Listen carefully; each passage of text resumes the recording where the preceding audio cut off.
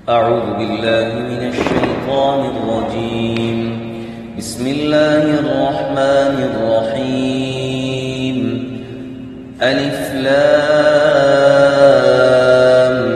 ميم. ذلك الكتاب لا ريب فيه هدى للمتقين. صدق الله العظيم. شروع اللہ کے نام سے جو بے حد مہربان نہایت رحم والا ہے. الف لام میم. اس کے معنی اللہ اس کے رسول صلی اللہ علیہ وسلم جانتے ہیں. ذالک الکتاب، یہ کتاب، لا ریب فیہ، کہ اس میں کچھ شک نہیں ہے، اس کتاب میں کچھ شک نہیں. ھدی للمتقین، یہ رہنمائی ہے یا راستہ بتلاتی ہے متقین، ڈرنے والوں. سورہ بقرہ یہ مدنی صورت ہے اور اس میں 286 آیتیں اور 40 رکوع ہیں. اس سورہ کو بقرہ اس لیے کہتے ہیں کہ بقرہ کا معنی ہے گائے، اور اس سورہ میں جو بنی اسرائیل کی گائے کا واقعہ ہے وہ انشاءاللہ تفصیل سے آگے واقعہ آئے گا، اس کا تذکرہ ہے. اس کی مناسبت سے اس کا نام سورہ بقرہ رکھا گیا ہے. اور اس سورت کے بہت سارے فضائل احادیث میں وارد ہوئے ہیں. محدثین کرام نے لکھا ہے کہ جو شخص، کسی کو اگر شک ہو کہ مجھ پر کسی نے سحر کیا ہے، جادو کیا ہے یا کچھ اثرات ہیں، تو اس کو چاہیے کہ اپنے گھر میں سورہ بقرہ کی تلاوت کرے. انشاءاللہ اس کے ذریعے سے جادو کے، سحر کے اور جنات وغیرہ کے اگر اثرات ہیں تو انشاءاللہ وہ ظاہر ہو جائیں گے. پھر محدثین کرام نے تصریح بھی فرمائی ہے کہ اس کا 40 مرتبہ پڑھنا یہ نہایت اہمیت کا حامل ہے. اور قرآن کریم میں بھی انسان کی جو پیدائش ہے اس کے متعلق بھی کہا کہ 40 دن یہ ایک حالت، پھر 40 دن دوسری حالت، پھر 40 دن تیسری حالت. احادیث میں بھی اس کا تذکرہ ہے. تو لہٰذا 40 مرتبہ اس کا پڑھنا یہ نہایت افادیت رکھتا ہے. اس سے پہلے جو سورہ فاتحہ گزری ہے، اس سورت کو ام القرآن بھی کہتے ہیں. اور اس کا خلاصہ کلام یہ ہے کہ اس سورت کے اندر اللہ تعالیٰ نے انسان کو، جیسے میں نے کہا نا رب العالمین، تربیت کرتے ہیں. تو اللہ نے تربیت کی ہے کہ اے میرے بندے، میں تجھے دنیا میں بھیج رہا ہوں. اب دنیا میں رہ کر تو نے سب سے پہلے کیا زندگی کیسے گزارنی ہے، تو اس میں فرمایا ایاک نعبد و ایاک نستعین. یہ زندگی گزارنے کا بہترین گویا راستہ کیا کہ صرف اللہ کی عبادت اور اللہ سے مدد مانگنا. کیا مطلب؟ کہ یہ ساری زندگی اللہ کی اطاعت میں گزارو گے تو تم میرے پاس کامیاب ہو کے آؤ گے. پھر کہا دعا میں سب سے بڑی دعا کیا ہے کہ انسان کو ہدایت مل جائے، اسی لیے اگر کوئی سمجھدار انسان ہے اس سے پوچھو کہ میں اپنے بیٹوں کے لیے دعا کرنا چاہتا ہوں، اولاد کے لیے دعا کرنا چاہتا ہوں، تو کیا دعا کروں؟ تو اگر سمجھدار انسان ہے تو وہ یہی کہے گا کہ میرے بیٹوں کے لیے، میری اولاد کے لیے دعا کرو تو اللہ ان کو ہدایت دے، تو اس لیے یہ بڑی دعا ہے. اور پھر اس صورت کے اندر اللہ تعالیٰ نے مانگنے کا طریقہ بھی بتلایا ہے. اس کے بعد جو سورہ بقرہ شروع کی تو اس صورت سے مناسبت یہ ہے، اس صورت کے اندر اللہ تعالیٰ نے قرآن کی ابتدا فرمائی صورت سے، اور مکمل، یہ پہلی میں نے عرض کیا تھا کہ مکمل صورتیں جو نازل ہوئی میں سب سے پہلی صورت یہ تھی.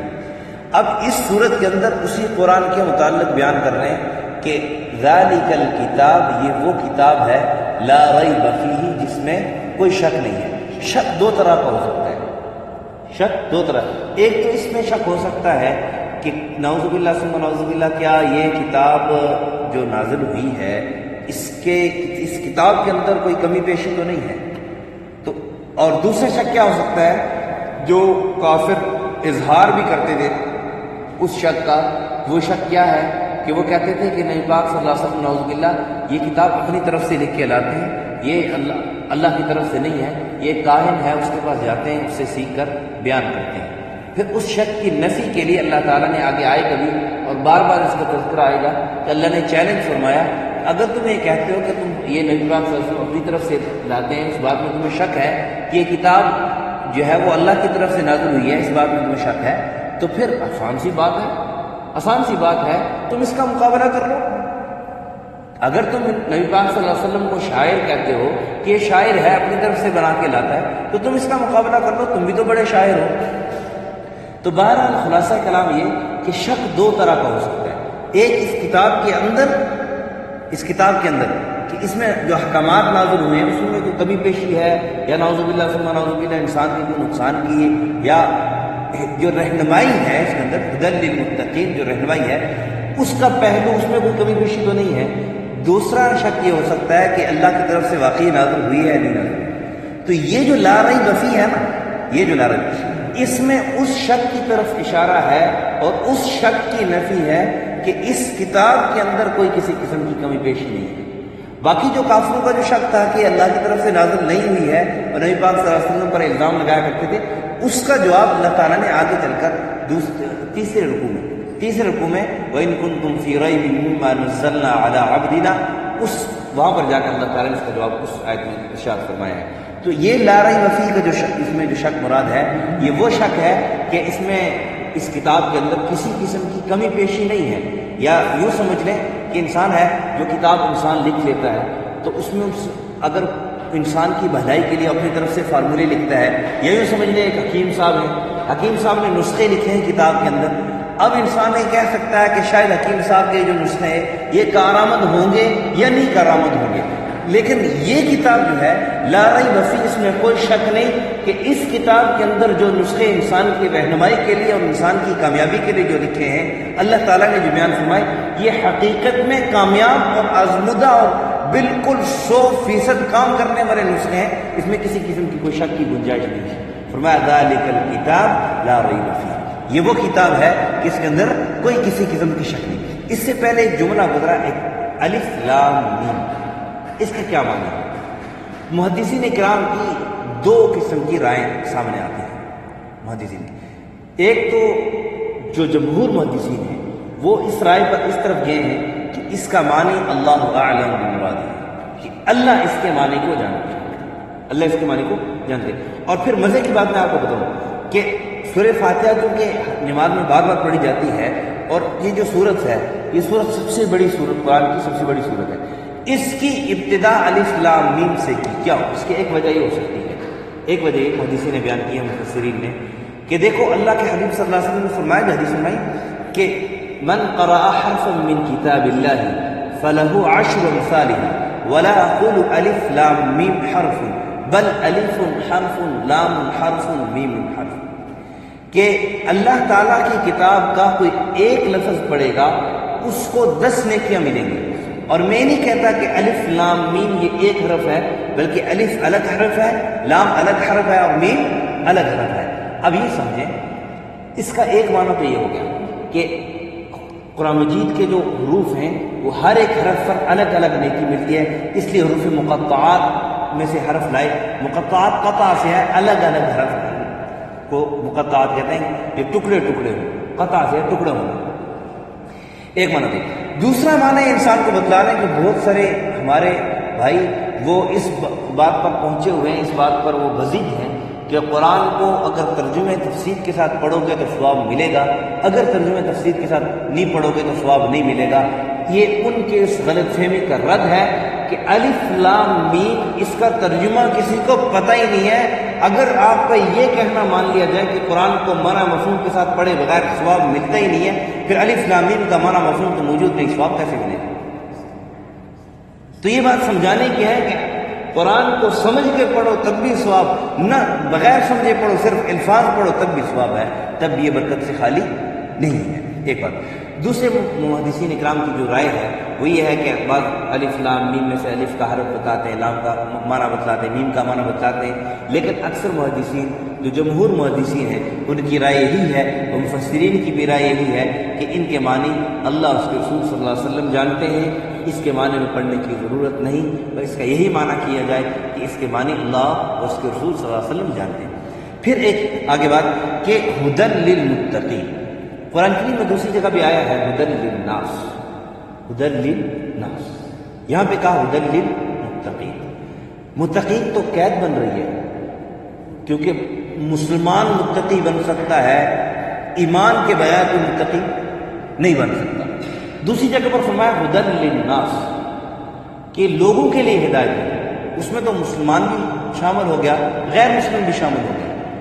تو اس کا کیا مطلب ہے؟ اس کا مطلب یہ ہے کہ آپ یوں سمجھیں کہ ایک استاد کلاس میں پڑھا رہا ہے، سبق پڑھا رہا ہے، اب سبق وہ سب کے لیے پڑھا رہا ہے، سب کو پڑھا رہا ہے، لیکن اس سبق کو سمجھتے چند افراد ہیں جن کے اندر طلب ہوتی ہے، جن کے اندر یہ چیز سمجھنے کی صلاحیت موجود ہوتی ہے۔ تو ہدن للمتقین کا مطلب یہ ہے کہ اس کتاب سے ہدایت حاصل کرنے کی صلاحیت جو ہے وہ متقین کی موجود ہے۔ باقی ہدن للناس کا مطلب کیا ہے؟ ہدن للناس کا مطلب یہ ہے کہ اس کے لیے رہنمائی سب کے، اس کے اندر جو رہنمائی ہے وہ سب کے لیے موجود ہے، لیکن رہنمائی حاصل کرنے کی صلاحیت وہ صرف متقین کے لیے ہے۔ آگے متقین کون لوگ ہیں اور ان کا کیا رتبہ ہے، انشاءاللہ اگلے سبق میں آئے گا۔ ایک دفعہ پھر ترجمہ سماعت فرما لیں۔ بسم اللہ الرحمن الرحیم، شروع اللہ کے نام سے جو بے حد مہربان نہایت رحم والا ہے۔ الف لام میم، اللہ اعلم بمرادہ، اس کے معنی اللہ اس کے رسول جانتے ہیں، اللہ جانتے ہیں۔ ذالک الکتاب لا ریب فیہ، اس کتاب میں کچھ شک نہیں ہے، یعنی یہ وہ کتاب ہے کہ جس کے اندر کسی قسم کا کچھ شک نہیں ہے۔ ایک بات میں عرض کر دوں درمیان میں ذہن میں آ گئی کہ جیسے میں نے عرض کیا تھا کہ اس کتاب کے اندر جتنے نسخے بیان کیے گئے ہیں ان میں سے کسی نسخے پر کسی بھی جو انسان کے فائدے کے لیے، رہنمائی کے لیے جو باتیں بیان کی گئی ہیں اس میں کسی قسم کی شک کی گنجائش نہیں۔ اس میں ایک بات یہ بیان کی گئی کہ ہدن للمتقین، کہ متقین کے لیے ہدایت ہے، وہ جو ہدایت کا طلبگار ہوگا اس کتاب کے ذریعے اس کو رہنمائی ضرور ملے گی، اس میں کچھ شک کی بات نہیں ہے، اللہ اس کو حق کا راستہ دکھائیں گے۔ ایک بات ہے۔ دوسری فرمایا شفاء للناس، اس کتاب، یہ کتاب لوگوں کے لیے شفا کا ذریعہ ہے۔ گویا اس بات کے اندر بھی کوئی کسی قسم کا شک نہیں کہ یہ کتاب پڑھ لو، اس کے ذریعے اللہ رب العزت بیماریوں سے شفا عطا فرماتے ہیں، مشکلات سے جو ہے اللہ تعالیٰ شفا عطا فرماتے ہیں، مشکلات سے جو ہے انسان کی حفاظت فرماتے ہیں۔ اس لیے حضرت ابی بن کعب رضی اللہ تعالیٰ عنہ کے متعلق مفہوم حدیث میں آتا ہے، جس کا مفہوم ہے کہ یہ قرآن کی تلاوت فرمایا کرتے تھے، جب قرآن کی تلاوت پوری ہوتی تو پھر اس وقت اپنے گھر والوں کو اکٹھا کر کے وہ کہتے تھے اب دعا کرو، جو جو دل میں تمہاری مراد ہے اللہ سے مانگو، اللہ تمہاری مرادیں پوری کرے گا۔ تو کہا لا ریب فیہ، اس کتاب کے اندر جتنی باتیں بیان کی گئی ہیں، اللہ کی طرف سے جتنے وعدے بیان کیے گئے ہیں، نبی پاک صلی اللہ علیہ وسلم نے اپنی امت کے لیے جو دعائیں اس میں بیان فرمائی ہیں، اور انسانوں کی رہنمائی کے لیے جتنی باتیں بیان کی گئی ہیں، اور جنت اور جہنم کا جو بیان کیا گیا، گویا ایک ایک پہلو جو واقعات بیان کیے گئے سب کے سب حق اور سچ ہیں، لا ریب فیہ، اس میں کسی قسم کا کوئی شک نہیں۔ فرمایا ھدی للمتقین، یہ ڈرنے والوں کے لیے ہدایت ہے۔ اللہ رب العزت ہم سب کو سمجھ اور عمل کی توفیق عطا فرمائے۔ الحمدللہ رب العالمین والعاقبۃ للمتقین، والصلاة والسلام على اشرف الانبیاء والمرسلین وعلى الملائکۃ المقربین وعلى عباد اللہ الصالحین۔ ربنا ظلمنا انفسنا وان لم تغفر لنا وترحمنا لنكونن من الخاسرین۔ اللهم لا تقتلنا بغضبك ولا تهلكنا بعذابك وعافنا قبل ذلك۔ اللهم حصن مرادنا ويسر امورنا واشرح صدورنا واتمم بالصالحات اعمالنا بجاه نبيك وحبيبك محمد صلى الله عليه وسلم۔ اللهم انا نعوذ بك من الهم والحزن، ونعوذ بك من العجز والكسل، ونعوذ بك من البخل والجبن، ونعوذ بك من غلبة الدين وقهر الرجال۔ اللهم اشف مرضانا ومرضى المسلمين، اللهم اقض حاجاتنا عن الغيب۔ وصلى الله على النبي الكريم محمد وعلى آله وصحبه